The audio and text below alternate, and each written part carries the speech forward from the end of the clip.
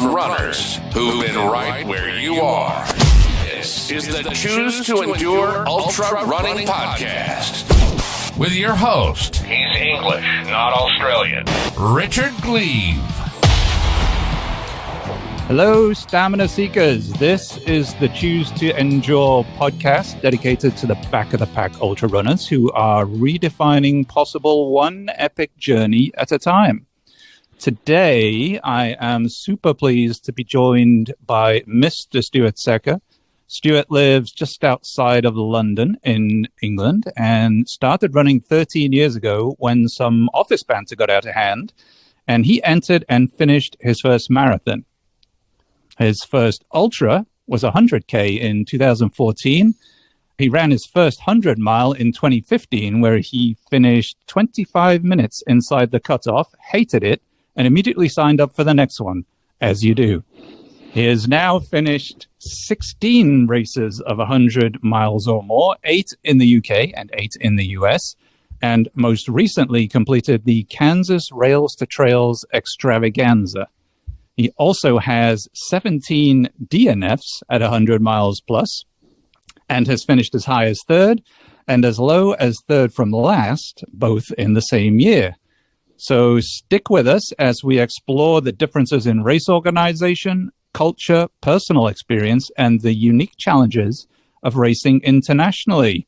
Stuart, my friend, welcome to the podcast. It's always nice to hear a friendly accent, and I think I would have to turn in my UK card if I didn't at least ask you how the weather was over in your part of the world right now. How's it going, sir? Oh, hey, Richard. Good to talk to you again. So today's kind of by UK standards pretty chilly. So it's been zero, or as most of your listeners would say, kind of low 30s. Went for a run earlier. Kind of could just about get away with the shorts, but it's a cool, crisp day, and that's what it's like around here.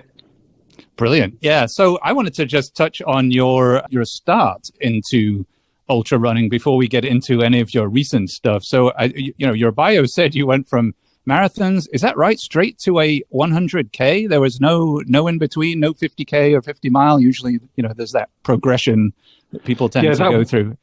Yeah, that would have been sensible, wouldn't it? Yeah, for sure. How did you make that leap? How did you mentally go, you know what, I've just done a few marathons, I'm going to jump into 100K? Yeah, I was raising money for charity at the time, and I was just trying to do something that I thought people might kind of think that's stupid. Kind of, I'll give him some money if he does it. Uh-huh. And having done a couple of marathons, I found a nice looking event in the UK. It was billed more as a walk than a run, and kind of in truth, it took me 26 hours or something to finish. So basically, there was an awful lot of walking there. Yeah. It's like 11,000 foot of climbing. It was a completely unmarked course. Like, not only was it not marked, but there wasn't even an official route. Right? So there's not even an official route, and this is your first ultra, your first 100K, 11,000 feet with no official route. Yeah, and this race is organized by the Boy Scouts, right? So they absolutely have, kind of safety front of mind.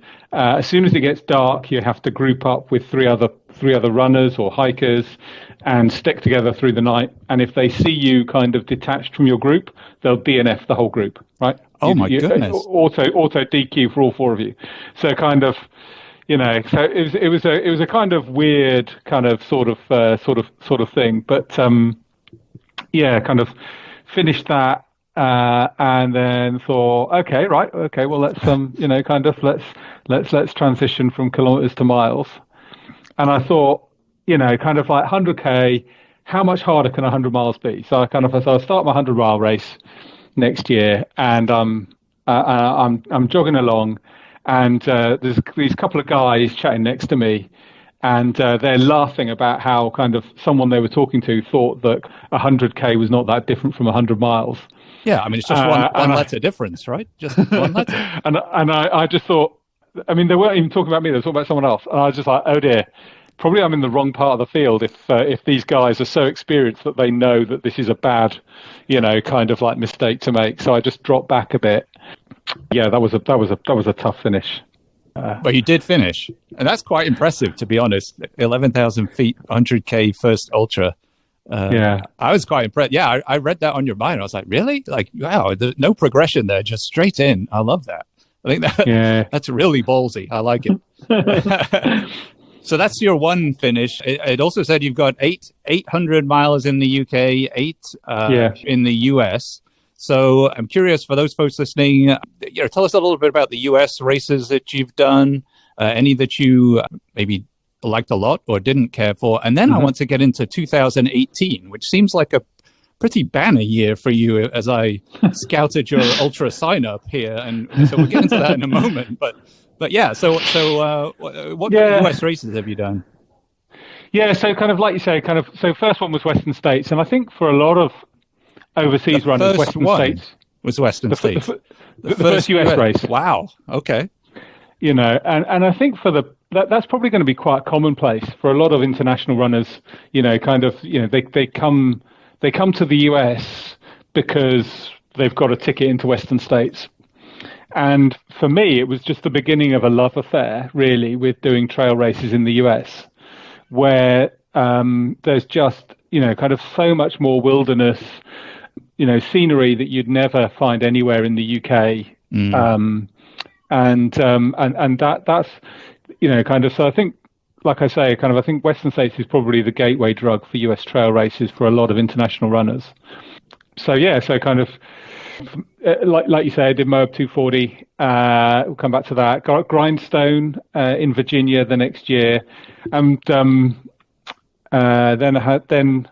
kind of like COVID obviously kind of put a bit of a kibosh on things for a bit, kind of couldn't, races were cancelled, but I couldn't travel to the US anyway. And then my next finish was in the US was Moggollon Monster, which is it's like 90 miles northeast of Phoenix. It's a nice part of the world. That's pretty awesome, actually. Then Cowboy, which you and I both ran together, of course, the Cowboy 200.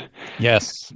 Love It, which is just maybe kind of a couple of hours west of Little Rock in Arkansas. The New Jersey Devil, which is a race. It was its first year, and they may never get to run it again. Actually. Oh dear. Yeah, kind of. I think there's another bit of a theme here in terms of like, the kind of like the state parks departments and similar.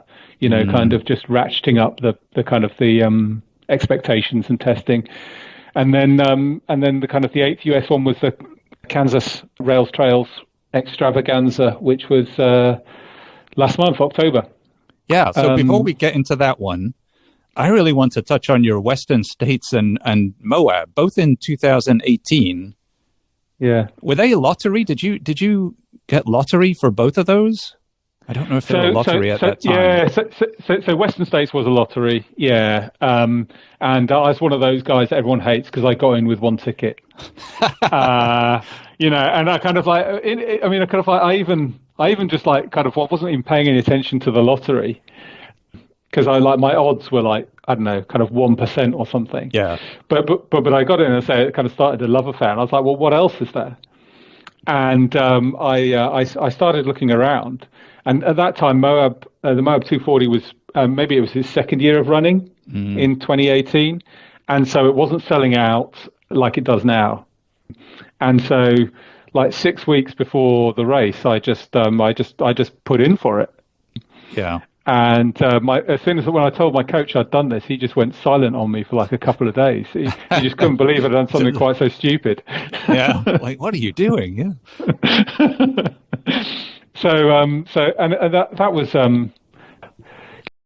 was like a real adventure. If I think about the things that I really like, kind of doing about these races, it's not the running. Actually, I'm not that keen on running. But it's the people, it's the places, it's the sense of adventure and exploration that you kind of I find that doing these kind of super long distances, it really enables you to connect with all of those things. And I've made some lifelong friends out of Moab for sure. Yeah, that's a pretty good intro into racing in the US. You've got Western States and Moab in the same year. No wonder you keep coming back. Yeah. So then your most recent race was the extravaganza, the Rails to Trails extravaganza in Kansas. So how did that one go? And how did that one come about? Like that seems so it seems like you're spread around, right? You haven't gone to one particular area of the US. You're very agnostic. You're like, hey, I'll go anywhere, explore. Absolutely. I mean, kind of all 8 of my races have been in different states. And it's not like I'm trying to collect, all 50, right? But it is just a way of getting around different parts of the country. And it's such a, kind of like you and all your listeners will know, it's such a diverse country, kind of like culturally, geographically. The kind of race in Kansas, well, I was signed up, I actually was never going to do it. I was signed up for a race called the KT225, which was essentially the width of Missouri on the KT Trail, and then that was cancelled by the Missouri Department of Natural Resources with a week's notice. Yeah. I mean, obviously, really tough for the RDs. Casey and Chase Hammond, they put their life savings, huge amounts of time into that race, and to have it canned at a week's notice is really tough on them. But I trained for it. I was in pretty good shape. I'd taken the time off work, so I'm like, right, well, what else is out there? Yeah. And a couple of great resources. I don't know if you've come across them. There's a website called runhundreds.com. Ah, right. Yes. Which, as the name suggests, kind of it lists all the American and Canadian races of a certain distance, and then the other thing is the kind of the event search facility on Ultra Sign Up. Mm-hmm. And between those two, I came across a handful, 3-4 races that I could do.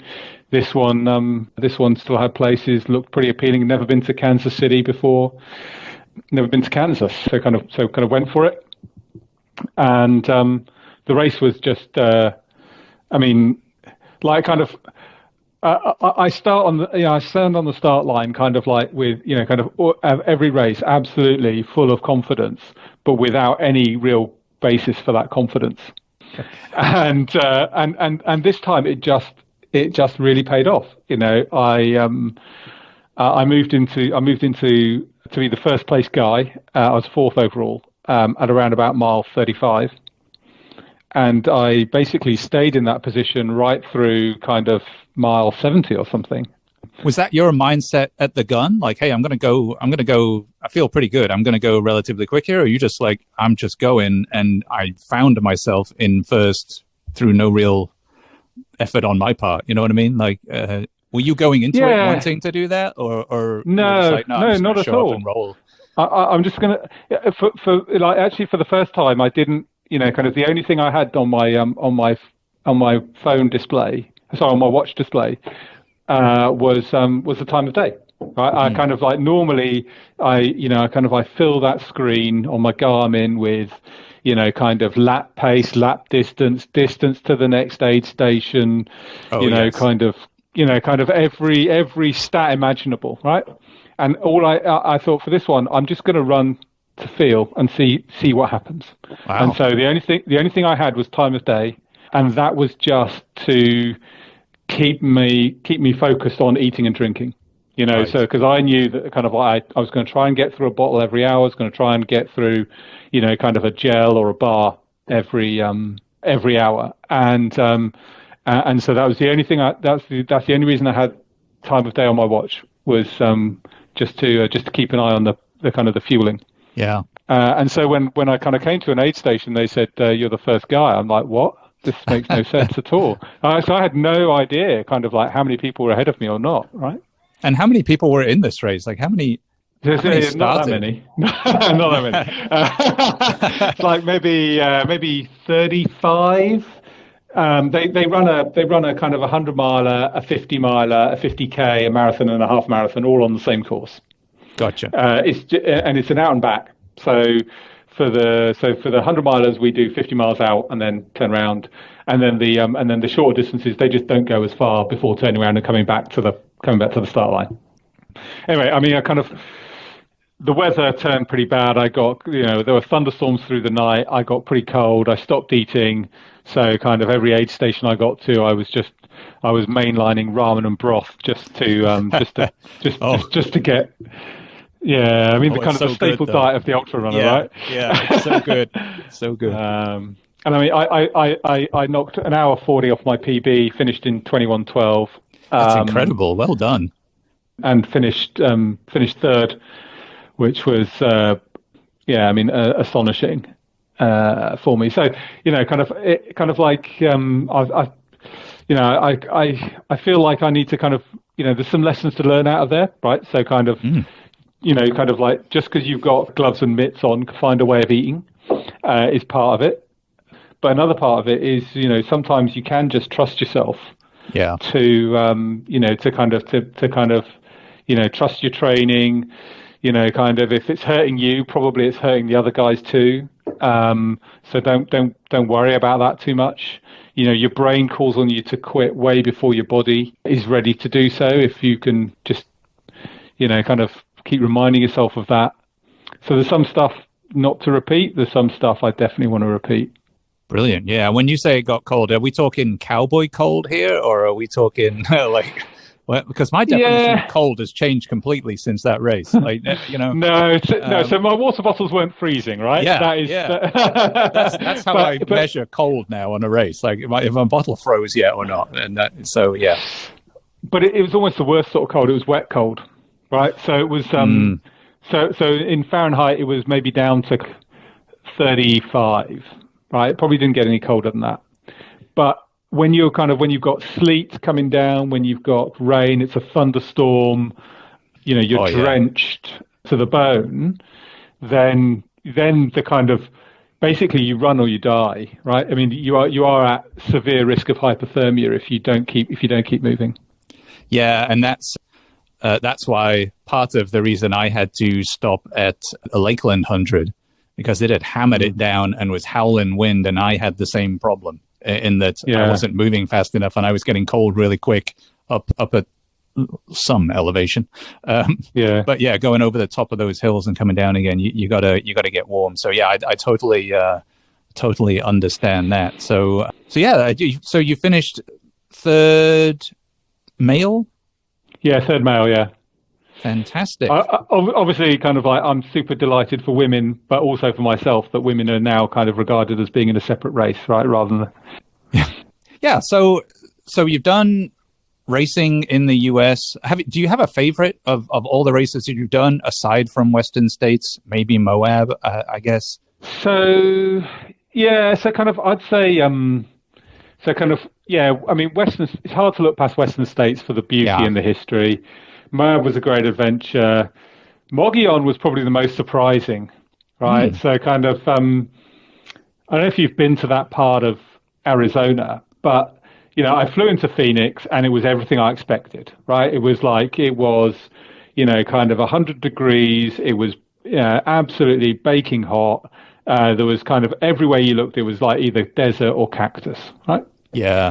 And then you drive an hour and a half out of northeast out of Phoenix, you end up in a kind of a pine forest. You're at 5,000 feet, and there's a great kind of 2,500 foot escarpment there. The Moggollon basically takes you up and down half a dozen times. Oof. It's a hard rock qualifier for a reason, right? Yeah. So I wasn't expecting that, and then around about kind of 25 miles in, like the heavens just opened, and we had a kind of a thunderstorm where the flash to bang time was like zero. It was like that, right? So it's right overhead, on top of you, yeah, right on top of you. And at that very moment in the race, hailstones started coming down, and kind of we're talking about. I mean, they weren't golf balls, but they were pretty big, right?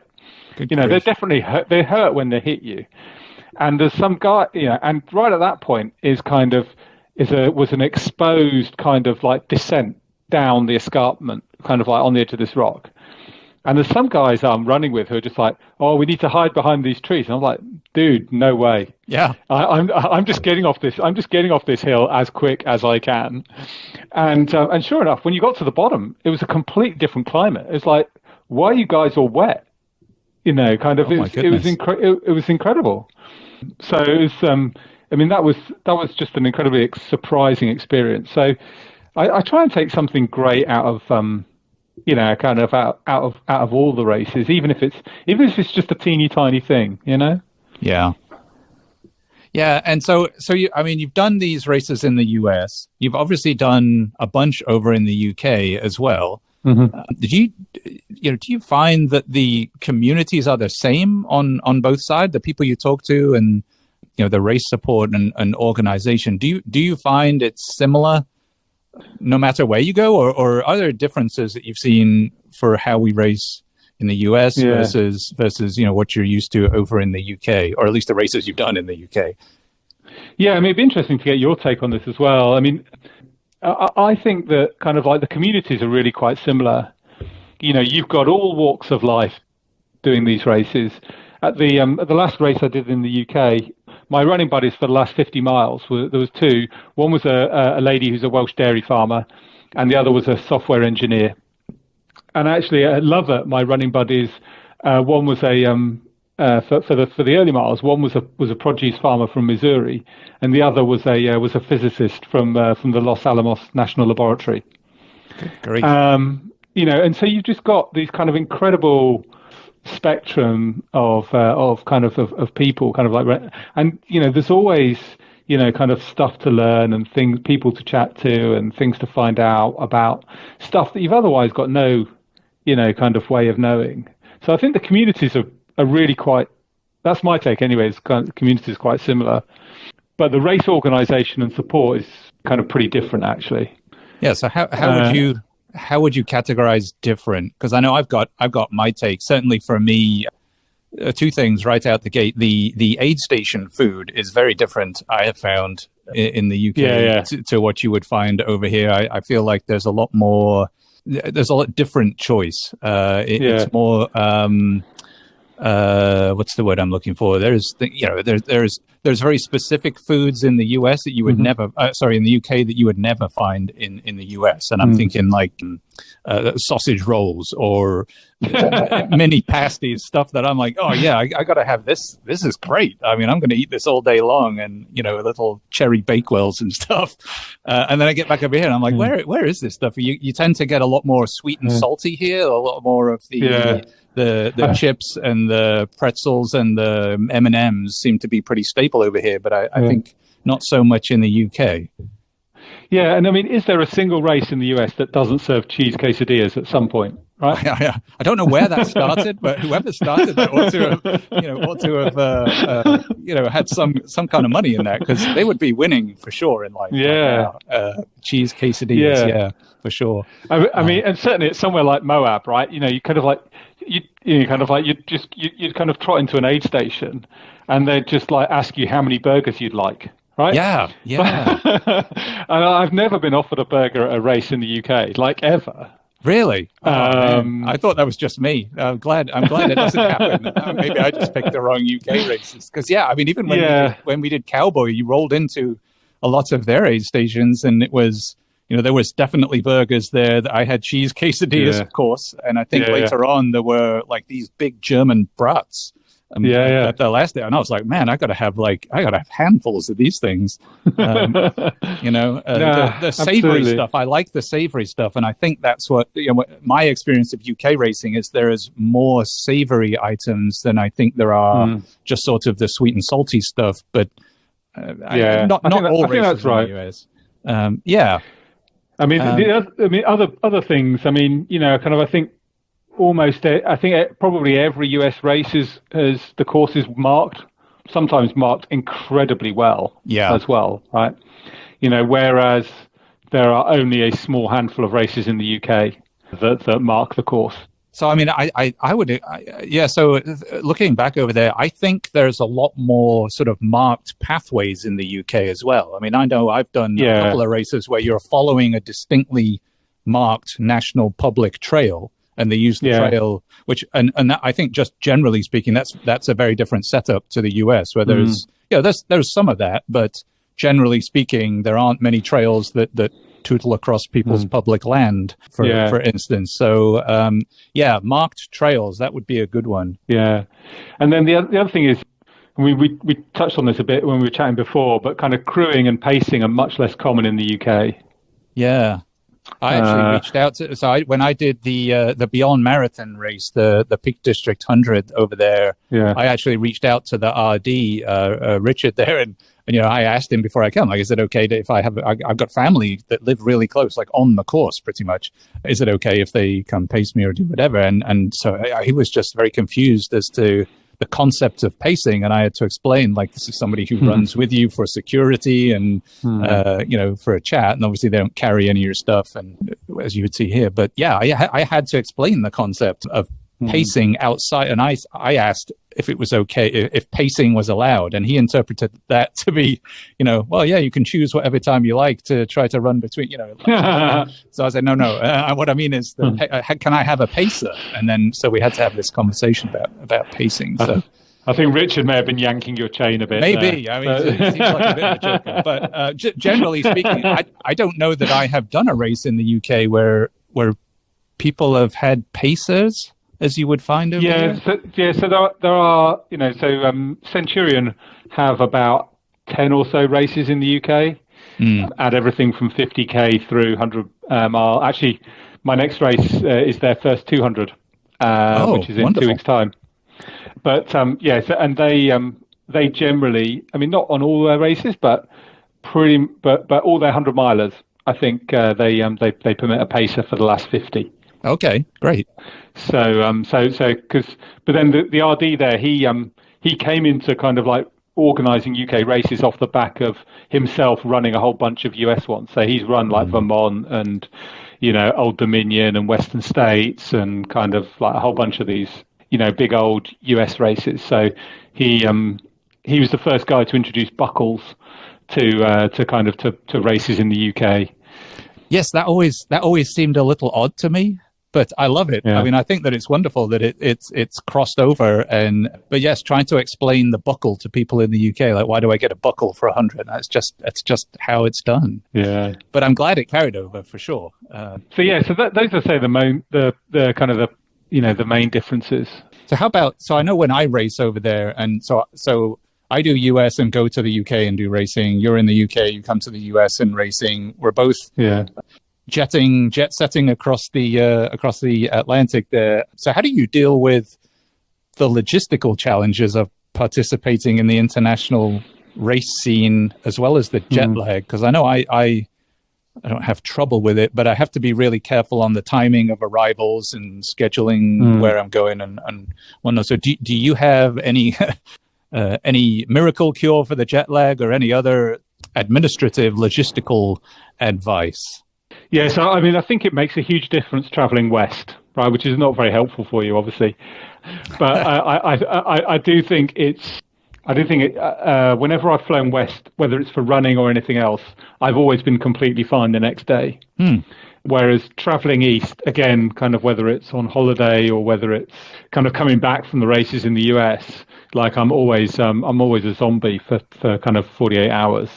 So kind of like not a very helpful tip, but I do think that kind of traveling west is a lot easier than going the other way.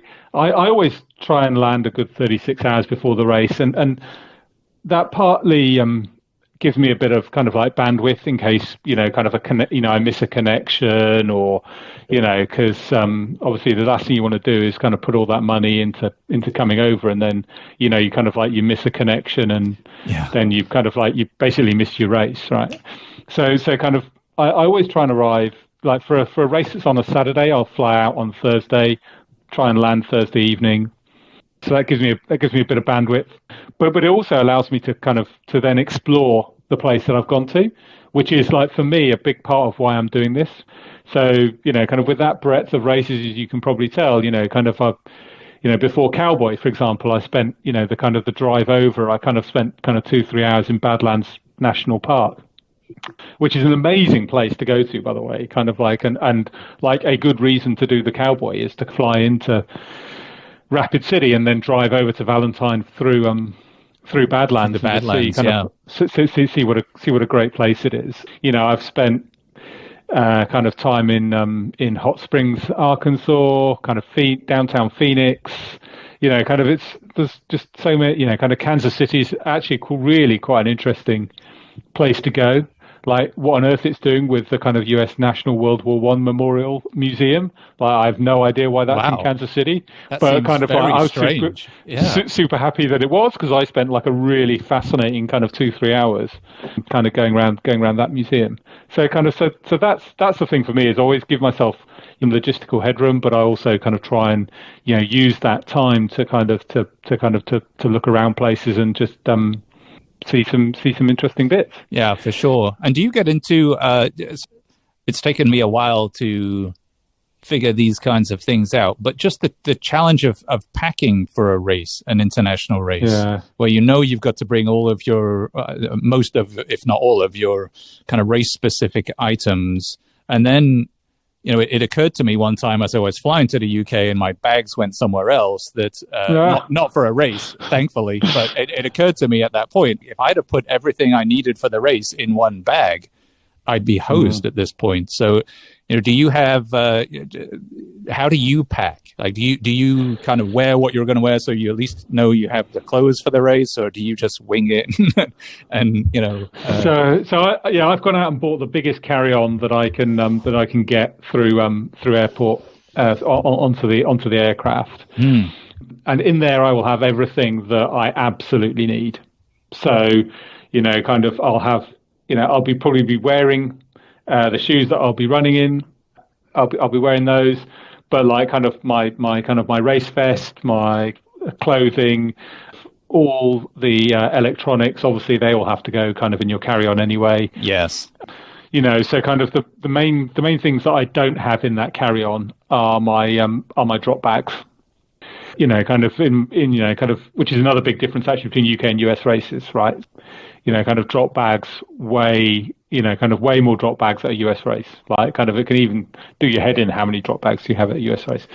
But so kind of like my food and stuff like that, if I've got gels, obviously they're liquids, kind of I'm not going to kind of stick those in a 3x3 kind of plastic baggie. So kind of and if kind of it's never happened, but if that bag gets lost somewhere over the Atlantic, then I can race with what I've got, right? I'll have to have a different strategy. I might have to go to Walmart and pick up some cookies and stuff, but kind of I'll be fine. Yeah.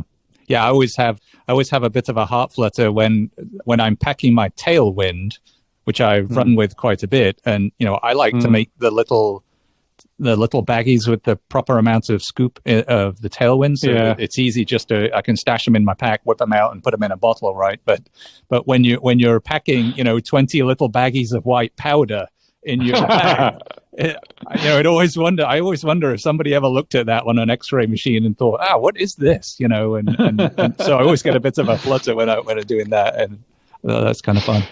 For sure. I mean, I'm no expert on this, Richard, but I think the kind of genuine drug dealers are a little bit more, kind of discreet with they're not packing their baggies in a running vest and putting it at the top of their baggage. They're secreting it somewhere else.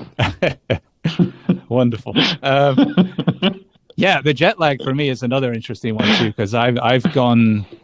I really struggle going over to the UK and running from a jet lag perspective. I'm always super, super tired that first day for sure, and then you just about start to get around to it. So I think I'm with you. I've got to a point where I try to do at least 48 hours between landing and racing, probably a little bit more if there's any amount of travel involved. And for US people, there is some travel in the UK. You do have to go places. It's not all London. But, and the other thing is, it's the UK is just not very big, right? So kind of like if you land at Heathrow and you drive for 4 hours, you're going to be, that's going to take you to pretty much anywhere in the country, right? Yes, yeah. The other thing, of course, is we have trains that kind of that travel faster than cars, which will be a novel experience to any American. And so kind of actually it is a legitimate kind of option for people who want to go a bit further afield than London for a race, is to kind of land at London, get a train to, to Manchester or to Newcastle or to Bristol or wherever the race is near, and just pick a hire car there. Yeah, it's a good strategy for sure. I know.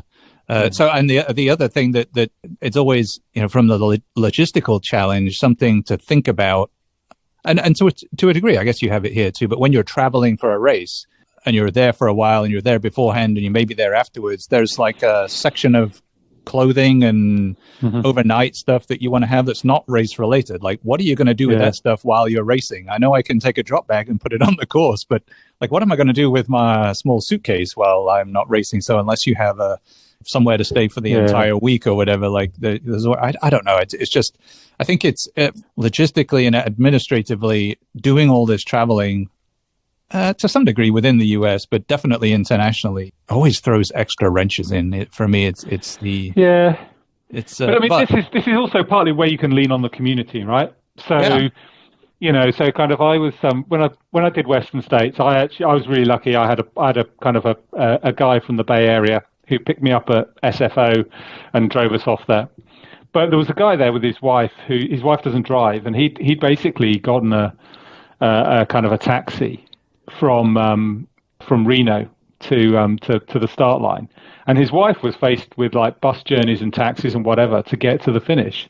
But it was easy because I chatted to my pacer guy and he chatted to one of his friends, and between us, we were, kind of between them, they were able to find someone to give Andy's wife a lift to the finish line via some of the aid stations where she could see him run through.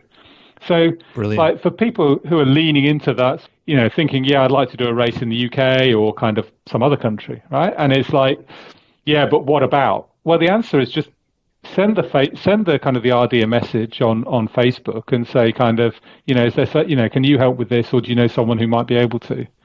And like the community will love to.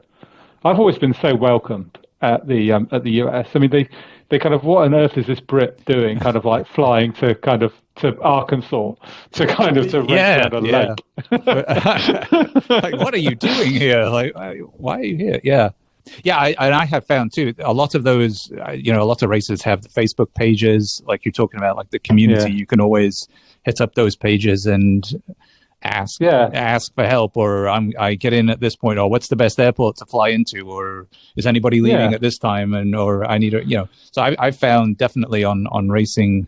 That's UK too. I mean, I did that when I ran Ring of Fire. I had help from people over on the Wales side of things on island of Anglesey up there doing the same thing. So I think that exists wherever. But definitely lean on the community for sure. And before we leave the gear section, is there any gear that you have found essential for racing in the US versus the UK or otherwise? Is there any UK gear where you're like, you got to have this when you race in the UK, and it's not necessarily always needed in the US? And does the mandatory gear differ? Oh, mandatory gear is completely different. I mean, to be honest, my racing gear is pretty similar. It's much more kind of, course specific, terrain specific than it is to the country. It's a cultural thing that kind of in the UK, like every race will have a really extensive kit list. I mean, and some can be really, really extensive. Whereas in the US, the US is only really noticed in the last couple of years, races start to get specific about, actually, we need you to have this, or we need you to have that, And right now it tends to be limited to like, you have to carry a flash headlamp and you have to carry a half-liter bottle. What's that in ounces? I don't know, like 18 ounces or something. Or, kind of, you have to be able to carry water, and you have to have a headlamp, right? Mm-hmm. Or some, it'll be stuff like that. Whereas in the UK, like the list can be, and the reality is that probably like most people are kind of starting the race with the same stuff. It's just in one place it's mandatory, and the other place it's kind of sensible. Yeah, common sense gear, really, huh? Yeah. Like I know when I go to the UK, right, it's going to rain and it's going to be windy as hell most of the time. I don't know, unless I'm lucky. And so to be fair, well, I don't know. I deliberately make sure I have rain gear, full waterproof stuff, big puffy. I have one of the Montaigne. So I'm buying gear in the UK because I'm like, if it's good enough for over there, I know it's going to be damn good enough for for over here from a rain perspective. Like, I'm buying my rain gear from the UK because especially where I live in the UK, up near Manchester, it just rains. It's like Seattle is just. It's grey and rainy all the time. So I'm like, if it's okay here, then I know it's going to be fine where I'm at. But mandatory gear, I've always found, like you, that there's a really specific list. And when I did peak districts over there, you had to have like a proper old school compass and map. so you had to be able to navigate. And I was like, geez, and then that showed up again at Lakeland, the same kind of mandatory stuff. But I've never been asked over here in the US for an old school compass. So I think there are differences. It's kind of like you say, it's probably cultural, but yeah, I do think there are differences for sure. Yeah, I mean, some of that will be because just a reflection. So kind of Western states has got something like 21 aid stations in 100 miles. So like you're never going to be more than kind of like 5K forwards or backwards from from an aid station, and so that limits the amount of trouble you're ever going to get yourself into. Yeah, whereas in the UK, it would be typical for a 100-mile race to have no more than 10. Yeah, and so I was looking. What was your summer spine race that you did fantastically well in? Congrats on that, by the way. Oh yeah, eighth, I think you were overall. Yeah, eighth guy. Yeah. Yeah, that's like, what's that, 260 odd miles? Yeah, 270 miles. It took me kind of 117 hours. The kit list, kind of is pretty extensive. You need a 20-liter pack for that. Those 117 hours, I reckon I slept for maybe 11 of those 117. That's everything from like a proper bed in a youth hostel at one of the aid stations through in a couple of tents, a couple of times, right through to kind of like a gents' bathroom floor in a car park on Hadrian's Wall. Horrific. Oh, well, at least you're on Hadrian's Wall, but goodness me, not sure I would sleep in a public toilet. Yeah, but that toilet had a design flaw, right? Because there was a kind of like a movement sensor on the light, and so every time I turned over, the light came on. Oh, even worse. Goodness. You must have been super tired to get any sleep at all in there, for sure. Yeah.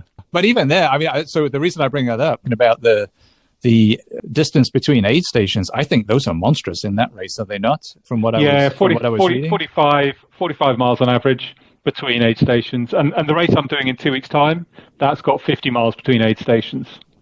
So what's your strategy for that? Do you have a strategy, or are you like, because that's that's pretty extreme.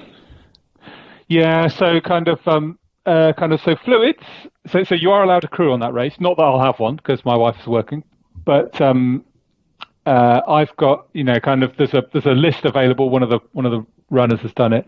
There's a kind of like a Google Sheets list of everywhere on the course where you can get water, or there's a shop where you can get food. And of course, if you can get water, you can put your Tailwind in it or your Morton or whatever.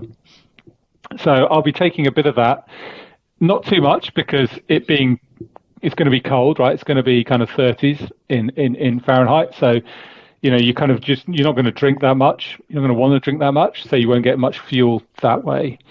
I've got these gel pouches which have got 300 grams of carb in each one.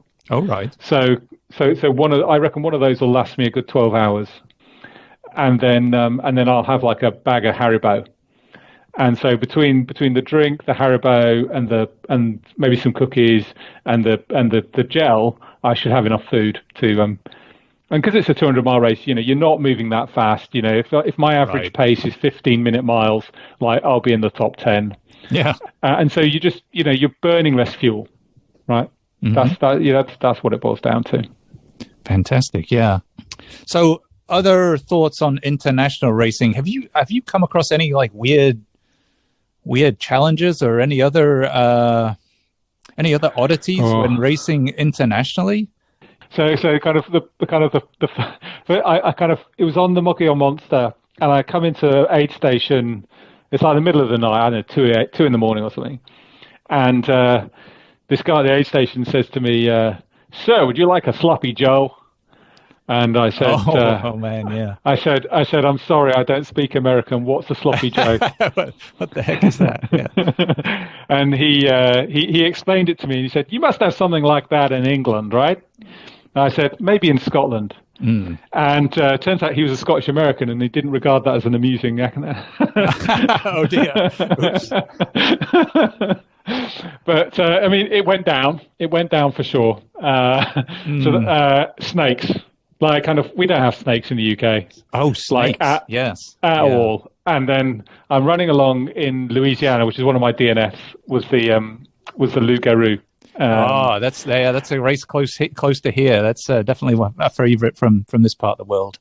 This guy kind of like on the trail in front of me holds his hand out to stop me. And in his other hand, he's got this long branch, and he's kind of poking it at the trail. And it's like, oh God, I don't want to know what this is. Yeah, what's he doing? Yeah. Yeah, it's coppermouth. That's like, like kind of, I don't need this. So I really don't need this. It's already a tough race. Like, I don't need snakes. Coppermouth snakes invading the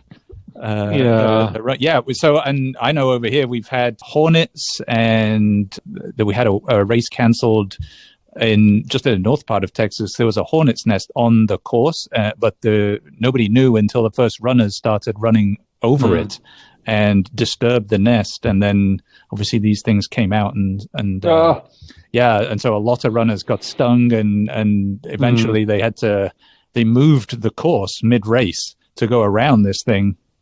But just weird stuff. And you know, coming from the UK, I know when I go back to the UK, I'm not thinking about bears on a course, or cougars, depending where you're at racing, or or snakes and whatever else. It's just not over there. So it's pretty different for sure. Yeah. So future goals, what you've got Moab, and I don't know that you can get any bigger than Western States over here.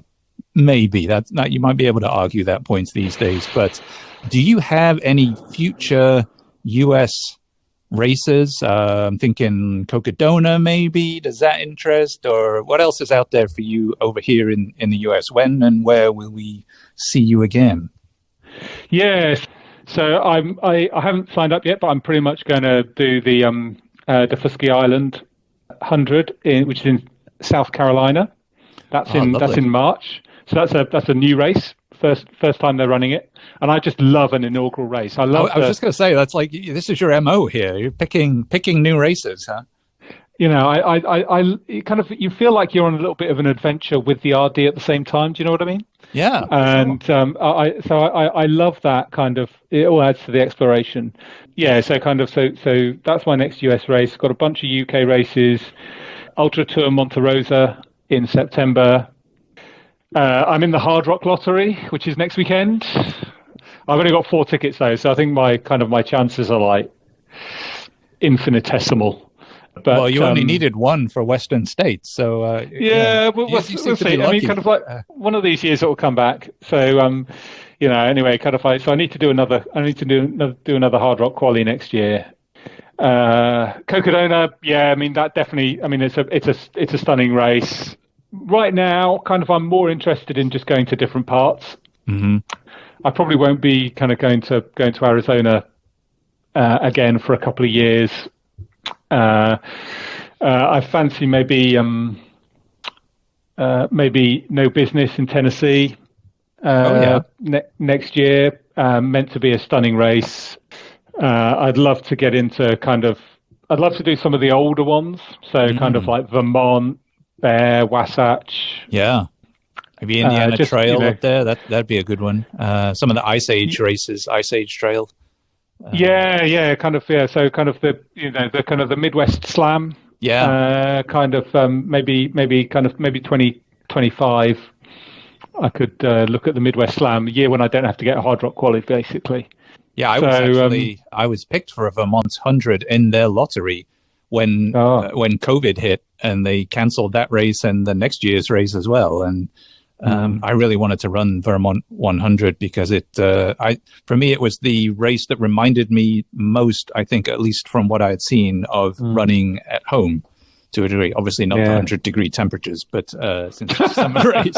But scenery-wise, it seemed pretty familiar territory. And that was one of it. And that was one where I think they still have the horse race going on at the same time. So you're on the trail and the horses come by you and whatnot. So that's crazy enough to be British, isn't it? Yeah, that's sort of racing horses on I think there is a race like that somewhere in Wales, man versus horse. I think from what I remember. I don't know. It sounds like something they would do. I love Wales. I'm a big fan. That's why I'm looking at the Wild Horse. Yeah, so I'm looking at their sister race actually. So they've got a 100-mile sister race to that about a month later, called the Epona. Cool. It's similar area, very very slightly different. I mean, it's mostly a different course, but very similar area. But the Brecon Beacons. Down Brecon, Brecon Beacons. There's a few races down there. I think GB Ultras has a Brecon Beacons race down there as well. I'm looking at the Epona. Again, it's another first time they've run it, so kind of has that inaugural kind of like cachet as well. They do buckles, which is like I'm a sucker for a buckle. Of course. Do you have a shelf? Do you have a buckle display? Yeah. Did you buy it or did you build it? No. I just got these. It's just like a regular bookshelf, and it's got like those. You can get these little kind of like sort of plastic triangles that you kind of like you can prop cards on, or you can prop plates on, or whatever. Yeah, so I just got like kind of 50 of those from Amazon. Gotcha. And like a trivet display kind of thing. Yeah. So far, I'm only using 16 of them, but I've got ambitions.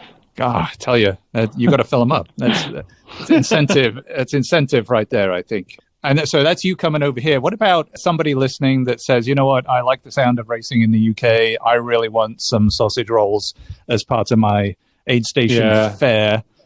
I'm on a mission to introduce sausage rolls over here somewhere. If I could find them for sale or make them, I would 100% do it. But are there some UK races that you would suggest? Yeah, this would be a pretty good one to start with, at least from a travel perspective or a scenery perspective.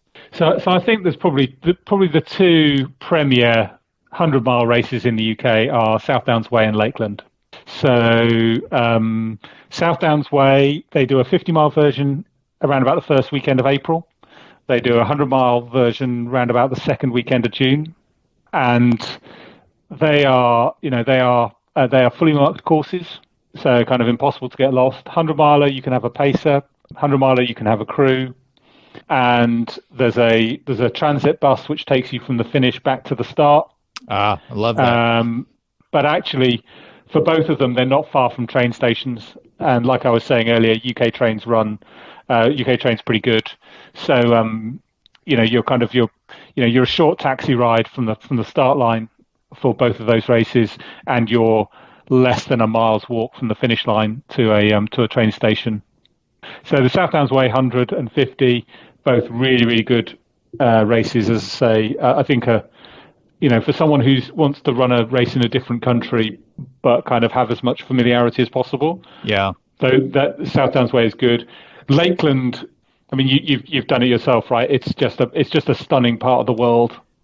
It's beautiful scenery. It's going to be, it's not like a US race, right? You have to, like you say, you have to have a map and a compass. You get given a road book with instructions, which is hard to read in the rain at night. I have to say, it's a tough one. But I mean, there's so many do it. I don't know, kind of like there's maybe kind of like 500 people do the 100, similar number do the 50. You can and the kind of the 50, the 100-mile, the 50-mile runners basically start at the halfway point on the 100-mile race. Yeah. So essentially, you are never going to be out of sight or out of company from other people. like wherever you are, unless you're kind of P1, right? Kind of, you're always going to have people around you. So, you can lean on them for a bit of navigational assistance. GPX watches are permitted. So, kind of, I think it's a perfectly kind of like doable thing for somebody who kind of can't map read. And it was an absolutely stunning location for a race. And I tell you, the start line there, when you run through the arch and up the first mile or so, and until you go over the gate and you get onto the actual trail, the first mile or ish is through the town. The hairs on the back of your neck stand up. That whole town came out and was on the side of the road and was cheering. And I mean, like, multiple people deep down the side, down the road. Just absolutely incredible. It was I guess the closest I've ever been to sort of very UTMB-ish. And I know what you mean. Incredible. Yeah, it's a great experience to do something like that. And you're in one of the UK's national parks. It is a stunning location. If you're thinking of coming to the UK for a couple of weeks, kind of spend a week in London and York and kind of doing the whole kind of like British history thing, and then spending a week having a walking holiday in the Lake District, and like then leave your family and kind of go run a race while you're at it. I think it's a great way to spend 2 weeks. And there's plenty to do up there around the lakes if you're not running. There's plenty to keep a family occupied over in Windermere or wherever else you want to go over there while you go, be an idiot and go over hills at night in the driving rain and very dark, boggy conditions. Or at least it was when I was there. And I'm not bitter, of course. But no, it was a wonderful race. I'm definitely going to go back and have another crack at that one. I think I just need a minute to sort myself out beforehand. But that first 50K roughly, the first 34 miles or so, that was some tough going. And I'm telling people over here, I think I did almost 9,500 feet of climbing in the first 30 odd miles. And so when you tell people that here, they're like, "Oh, you went up high." I was like, "No, I think the highest I actually went was about 2,000 feet." And there's just so much up and straight down, and it's all very technical. So, but it is a fiercely beautiful place for sure. Yeah, absolutely. So those would be the two that I'd pick. Well, so I know we've kept you on the line quite some time, Stuart, and it's probably tea time over where you're at, or dinner time, I think, in the South is what you guys like to call it. But where I live in the UK, it's tea time for sure. So, but before we close out, I like to encourage guests to pick a song. So we have this sort of free to all choose to endure playlist that's out there on Spotify, and it should be something to lift you up or motivate or just get your butt wiggling while you're out by yourself in the dark on a trail. So did you have a song to share, and what is it about that song, if you had one, that sort of floats your boat? Why that song? Yeah, so kind of it's not really a very running-y song, right? But it's Life in Color by One Republic, which I think is an American band. And there's just the kind of the whole message that, kind of like, this is life in color. When I'm, when I'm kind of like running through some beautiful parts of the world, or, kind of talking to some wonderful people, kind of like for the first and probably last time, it just really feels to me like that is actually what this life is about. Yeah. I feel like when I'm out there, I am living a life in color. I love it. It really is what it's about. It's why I go run. I'm not about finish times. I'm about the finish lines and everything in between, the whole journey piece. So for sure, I'm with you on that one. I think, when you're no longer able to do this anymore, you have those memories, those experiences to think back on, and those places you've been. I think that's incredible. And that to me is kind of the essence of this sport, right? Because I'm not super fast. It's all about meeting the people and seeing the places. So, so Stuart, again, Thank you so much for your time and your insights. Maybe Stuart has inspired you to try Race Abroad. We can certainly recommend the stunning UK, or at least piqued your international curiosity. So listeners out there, keep pushing, keep persevering, and join us on the next episode for another epic ultra adventure. Don't forget to follow the show. I get notified each time a new episode drops. And if you're already one of the pack, consider helping a friend find the show too. You can find us on social media. You can find us at choosetoendure.com. So definitely head over there if you have a moment. Until then, I would encourage you all to run long, run strong, and keep actively choosing to endure whatever it is that life might throw at you. Thanks for running with us at the Choose to Endure podcast. We hope you enjoyed the show. We had a blast. If you did, make sure to like, rate, and review. And we'll be back soon. Keep racking up the miles and the stories, and we'll catch you at the next trailhead. Until then, remember to run long, run strong.